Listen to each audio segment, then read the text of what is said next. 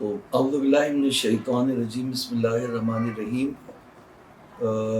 دیکھیں مقاصد محرمہ کے حوالے سے جو محرم سے پہلے گفتگو ہو رہی تھی، اس میں جو شیخ نے کیٹیگریز بیان کی تھی تو وہ تھی قسم اول جو تھی الاکتساب بالاعیان النجسہ، یعنی جو چیزیں ذاتاً نجس ہیں ان سے اکتساب کرنا جو ہے وہ حرام ہے۔ اب دیکھیے اگر اس میں تو اگر یہی صرف ہمیں بات سمجھ میں آ جائے تو یہی بات جو ہے وہ بہت سارے نتائج لے کر کے آتی ہے۔ کیا جو تفسیر انہوں نے کہا تھا اس کے بعد پہلا انہوں نے کہا تھا کہ الاکتساب بالاعیان النجسہ، تو پہلی جو حرام صنف انہوں نے بیان کی تھی وہ یہ کی تھی کہ جو چیزیں ذاتاً نجس العین ہیں ان کے اوپر کمانا حرام ہے۔ اچھا پھر دوسری کیا تھی؟ دوسری تو ابھی آئے گی، ابھی آئی نہیں ہے، تو میں صرف ایک اشارہ کر رہا ہوں کیونکہ آج کی جو گفتگو ہے وہ ملانے کی یعنی اسٹارٹنگ کی ہے، وہ محرم کی بات شروع ہوئی ہے، تو کل سے ہم باقاعدہ طور پر آج تھوڑا سا خلاصہ جو ہے وہ پیش کریں گے۔ تو دوسری تھی النوع الثانی، یہاں پہ میرے سامنے ہے ما یحرم مما یحرم التکسب به ما یحرم لتحریم ما قصد به ما یقصد به، تو ما یحرم لتحریم ما قصد به، تو اب آپ دیکھیے مثال کے طور پر جیسے ہم کہہ دیتے ہیں کہ آلات لہو حرام ہے، جیسے گٹار اگر میں دیکھوں، ابھی ڈھولک اگر میں دیکھوں تو آپ کہیں تو وہ کہہ دیتے ہیں یہ تو حرام ہے، یہ تو حرام ہے، تو یہ حرام نہیں ہو سکتا۔ یا مثال کے طور پر کہیں پر کوئی اسٹیچو یا کسی کی تصویر بنی ہوئی دیکھی، مجسمہ بنا ہوا دیکھا تو کہا یہ حرام ہے، وہ حرام نہیں ہو سکتا، بلکہ حرام اس وقت ہوگا جب اس سے حرام کا قصد کیا جائے۔ تو اب مثال کے طور پر سارنگی ہے، ڈھول ہے، آرکیسٹرا ہے، اگر ان سے جو وہ موسیقی بجائی جائے جو حرام ہے تو یہ حرام ہو جائیں گے۔ اگر ان سے کوئی حلال استفادہ کیا جائے یا جیسے ٹوٹ جاتا ہے تو ردی میں بیچا جائے، حتیٰ شطرنج بھی، تو جو قسم ثانی ہے ان شیخ کی جو تقسیم جو شیخ نے کی ہے نا، پہلے وہ سمجھنی چاہیے، پھر طالب علم بات کی چیزیں بعد میں سمجھے۔ تو جب ایک چیز مثال کے طور پر آپ کہیں کہ چاقو حرام ہے، تو چاقو کہاں سے حرام ہو گیا؟ چاقو سے سبزی کٹتی ہے، چاقو سے کھانا بنتا ہے، چاقو سے دنیا بھر کے کام ہوتے ہیں، گھر بنانے میں، اس میں کھانے میں، فلاں میں، کتنے حلال کام چاقو سے ہوتے ہیں، حرام کام بھی ہوتے ہیں۔ تو جب ایک چیز سے حلال کام بھی ہو رہے ہو، حرام کام بھی ہو رہے ہو، تو اسے نہیں کہیں گے کہ یہ حرام ہے، بلکہ حرام اس وقت ہوگا ما یحرم التکسب به لتحریم ما قصد به۔ اگر ما قصد به حرام ہے تو تکسب بھی کرنا اس سے کیا ہے؟ حرام ہے۔ اگر آپ نے حرام قصد کیا ہے تو حرام قصد کے اوپر جو اگر آپ کچھ کما رہے ہیں حرام فعل کے اوپر، حرام قصد کے اوپر، تو پھر جو ہے وہ بھی حرام ہے۔ ٹھیک ہے نا؟ یہ تو ایک مطلب تھا جو میں نے آپ کو بتایا۔ اب بات یہ ہے کہ انہوں نے جو ہمارا لاسٹ درس ہے اس میں ہم نے بتایا تھا کہ شیخ نے 4 استثناء کیے، 4 جگہوں پر جو نجس ہے اس کو بیچنا حرام ہے۔ تو اس میں پہلا جو تھا وہ کیا تھا؟ پہلا تو کتا تھا، ٹھیک ہے نا؟ تو ایک منٹ ضرور روکیے گا اس میں۔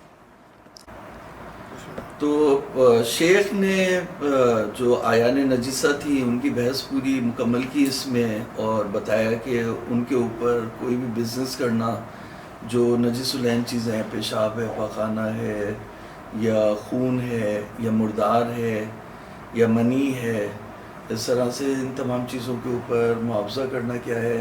حرام ہے۔ تو اس سے جو مستثنیٰ تھی وہ 4 چیزیں تھیں۔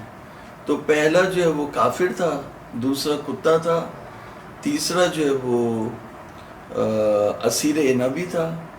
ٹھیک ہے، اسیر نبی کی تو مطلب نجاست بھی جو ہے وہ ذاتی نہیں تھی، بلکہ ابالنے کے نتیجے میں جو ہے وہ عارض ہوتی تھی.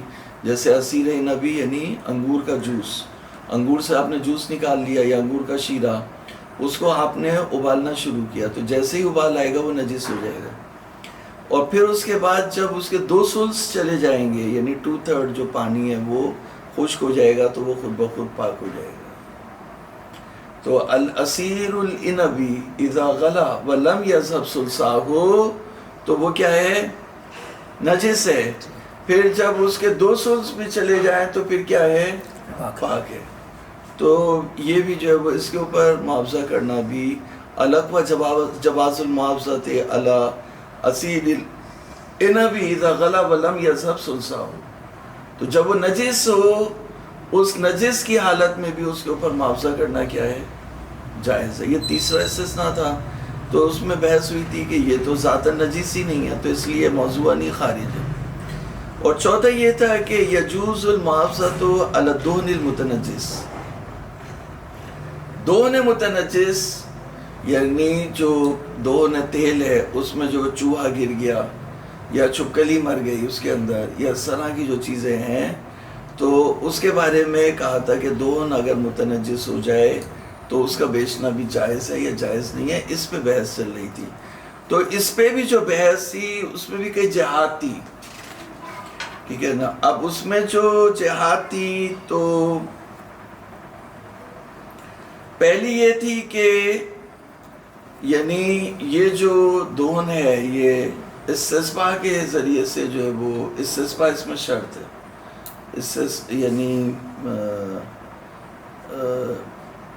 یعنی اس کو جو وہ جو نجس تیل ہے اس کو شرط کرنا چاہیے کہ بھئی تم صرف اس سے تیل جلاؤ گے، کوئی اور استفادہ نہیں کرو گے. تو یہ شرط اگر آپ نے کر کے بیچی تو بیچنا جائز ہے، ورنہ بیچنا جائز نہیں ہے. ایک بات یہ کہی تھی.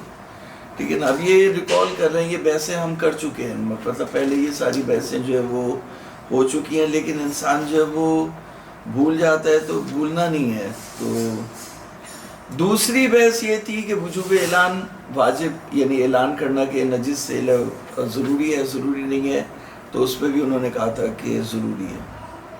اس پہ بھی بحث ہوئی تھی، انہوں نے کہا تھا ضروری نہیں ہے. بہت سو نے کہا تھا ضروری ہے، بہت سو نے کہا تھا ضروری نہیں ہے.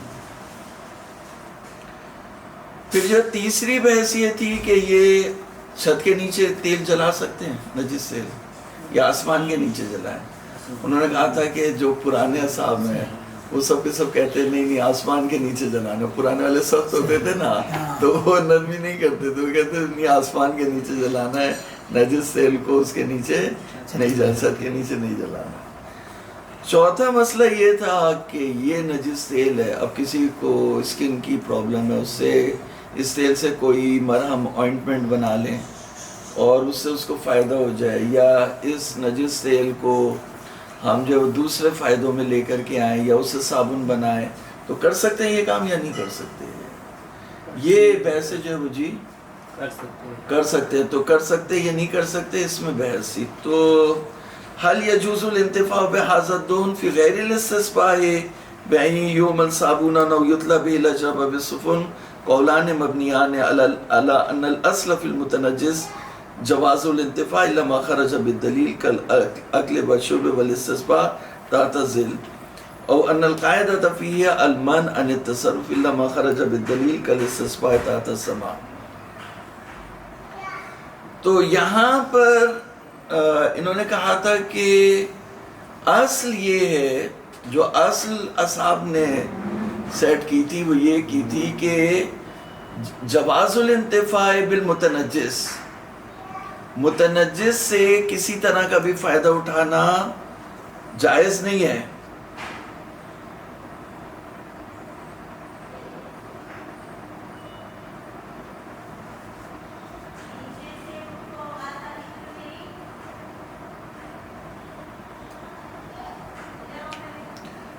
جیسے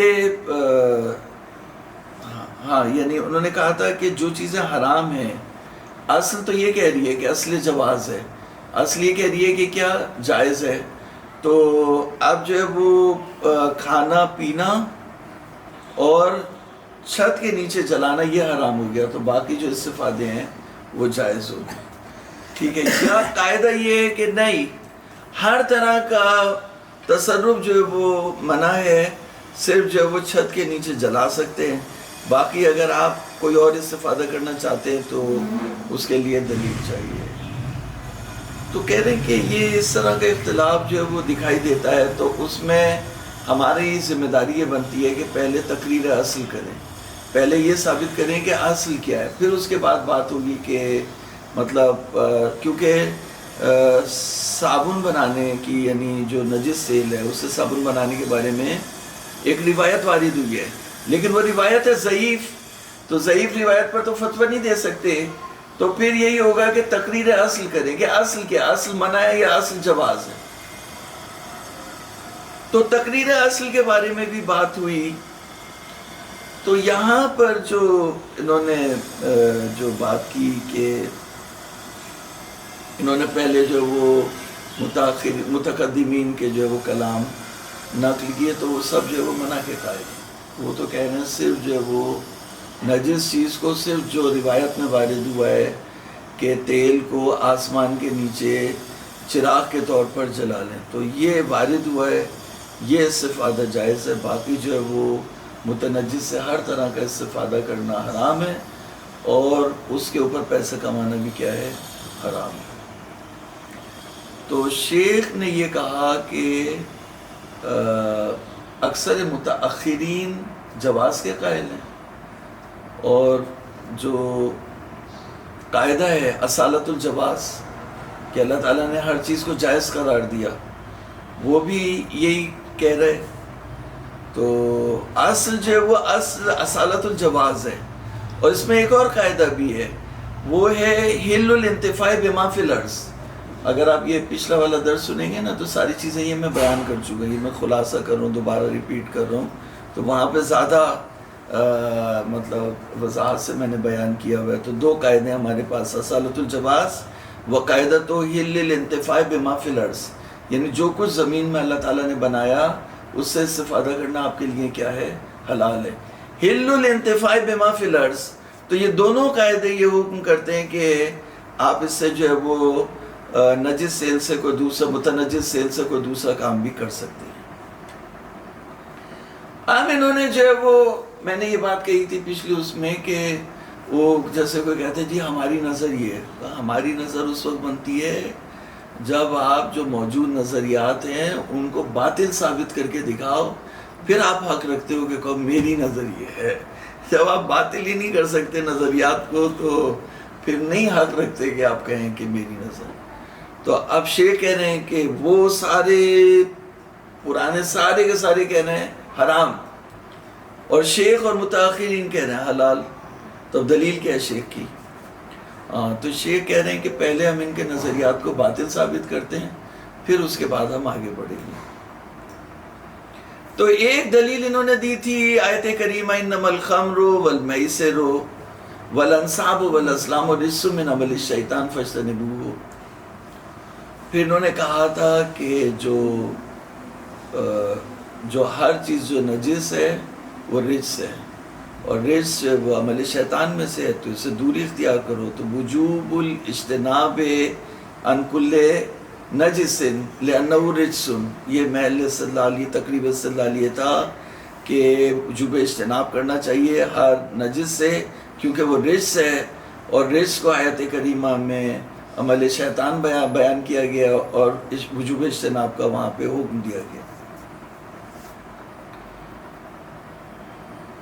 تو اس کا انہوں نے جواب دیا تھا، انہوں نے جواب دیا تھا کہ اگر ہم اس استدلال کو مان بھی لیں تو ہر چیز جو ذاتاً نجس ہے اس سے وجوب اجتناب کا حکم یہاں پہ آیا ہے، اور جو متنجس سیل ہے وہ ذاتاً نجس نہیں ہے تو وہ موضوعاً خارج ہو گیا.